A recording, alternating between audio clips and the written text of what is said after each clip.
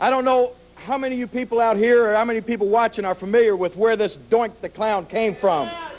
Yeah, we know, right? He's from the WWF, the World Wrestling Federation. And he's been wreaking havoc up there for the past few weeks. And now I guess Brian Christopher gets a hold of him and asks him to come down here. Well, let me tell you something.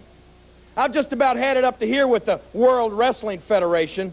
And there's a lot of people that's getting sick of them, too. You see, I have for years been telling everybody that right here in the USWA we had as good or better than any other wrestlers anywhere in the world, any organization, WCW, WWF, bar none. We're just as good, we're just as tough, we're just as mean as any of them right here in Memphis, Tennessee. Is that right?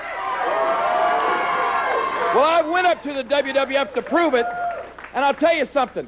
The minute I walked in the doors up there, a lot of people said, no, you'll never see the king in the WWF. Well, I've been there. I want to tell you, I've been there. And from the minute I walked in the door, not one person considered me a friend. Not one person considered me a good guy.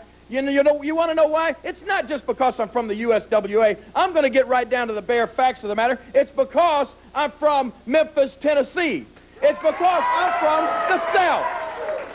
And you just find when you go to New York City, when you go anywhere up north, those people walk around with their noses in the air, and they think anybody from south of the Mason-Dixon line are the Beverly Hillbillies. They look at me and they say, hey, you've been wearing shoes very long, King? They look at me and say, what'd you come in on? You ride your mule all the way up here to New York City? Well, let me tell you something.